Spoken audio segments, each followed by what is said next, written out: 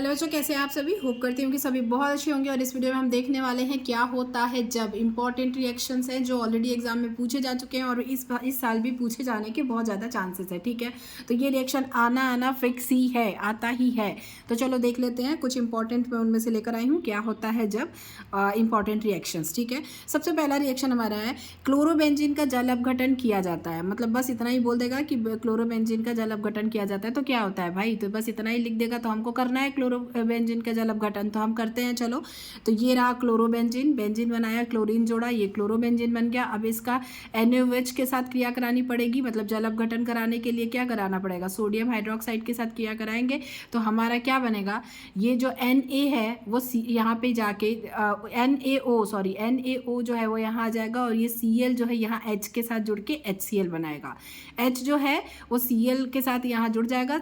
NaO जो है ये इसको क्लोराइड को यहाँ से हटा के और यहाँ जोड़ देगा। तो ये इसके हाइड्रोजन के साथ जुड़ जाएगा तो HCl बन जाएगा और NaO यहाँ जुड़ जाएगा और ये बन जाएगा सोडियम फिनॉक्साइड। क्या बन जाएगा, सोडियम फिनॉक्साइड। तो क्लोरोबेंजीन का जल अपघटन कैसे कराएंगे, जल अपघटन कराने के लिए क्लोरोबेंजीन की NaOH के साथ क्रिया कराएंगे।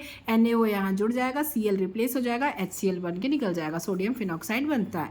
नेक्स्ट हमारा कौन सा क्वेश्चन है, शुष्क ईथर की उपस्थिति में ब्रोमोबेंजीन की अभिक्रिया Mg से क्रिया होती है, की अभिक्रिया Mg से होती है तो क्या होता है। तो जब ब्रोमोबेंजीन की अभिक्रिया, ब्रोमोबेंजीन मतलब Br जुड़ा है बेंजीन के साथ तो ये ब्रोमोबेंजीन हो गया, इसकी Mg के साथ क्रिया कराएंगे। ठीक है, तो शुष्क ईथर की उपस्थिति में तो ये मैग्नीशियम की क्रिया, तो Mg यहाँ जुड़ जाएगा तो MgBr हो जाएगा। ठीक है, फिनाइल मैग्नीशियम ब्रोमाइड हो जाएगा। ये फिनाइल है तो फिनाइल हो गया, मैग्नीशियम ब्रोमाइड हो गया, तो ये जुड़ गया, बन गया। बहुत आसान है। शुष्क ईथर की उपस्थिति में हमने क्या किया, ब्रोमोबेंजीन की अभिक्रिया की Mg के साथ, तो Mg जो है यहाँ जुड़ जाएगा तो MgBr हो जाएगा, फिनाइल मैग्नीशियम ब्रोमाइड बन जाएगा। नेक्स्ट हमारा क्या है, एथिल ब्रोमाइड की क्रिया सोडियम एथॉक्साइड से कराते हैं। तो एथिल ब्रोमाइड मतलब C2H5Br, एथिल ब्रोमाइड मतलब C2H5Br।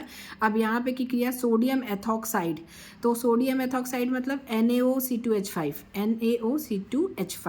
की अभिक्रिया शुष्क ईथर की उपस्थिति में कराएंगे। तो हमारा बनेगा C2H5OC2H5, ये पूरा निकल गया, NaBr बाहर आ जाएगा, C2H5OC2H5 आ जाएगा यहाँ और NaBr बाहर आ जाएगा। फिर क्या अभिक्रिया कौन सी है, एथिल ब्रोमाइड की सिल्वर एसीटेट से अभिक्रिया कराते हैं। ये भी बहुत ज़्यादा इंपॉर्टेंट है।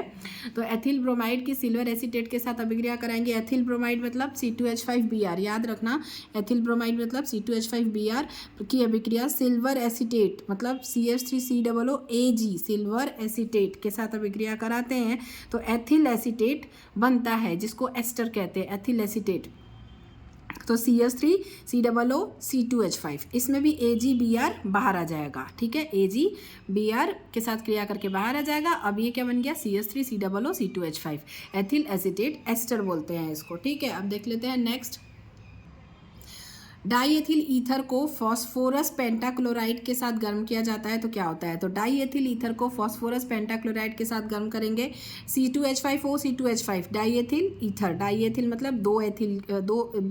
ठीक है, तो C2H5 दो हो गए तो O के साथ जुड़ के ईथर बन गया, तो C2H5OC2H5 डाईएथिल ईथर को किसके साथ, फास्फोरस पेंटाक्लोराइड मतलब 5 क्लोराइड होंगे उसमें, फास्फोरस P पेंटाक्लोराइड, ये ध्यान रखना, इस तरीके से लिखना। तो मैंने ऐसे लिखा है PCl3 और 2 Cl जोड़ दिया है तो ये पेंटाक्लोराइड है।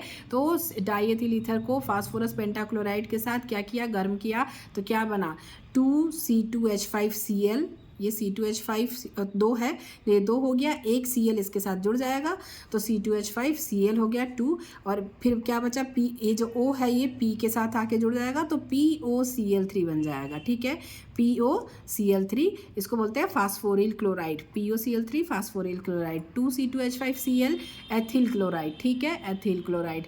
तो ये आप ध्यान रखिएगा, और भी रिएक्शंस मैं आपको बता दूंगी जो इंपॉर्टेंट है। फिलहाल इसको एक बार और देख लीजिएगा तो आपको ध्यान में रहेगा। वीडियो पसंद आई होगी, हेल्पफुल लगी होगी तो वीडियो को लाइक कीजिएगा, शेयर कीजिएगा, चैनल पर नए हैं तो चैनल को सब्सक्राइब जरूर कर लीजिएगा। Thanks for watching, all the best for exam.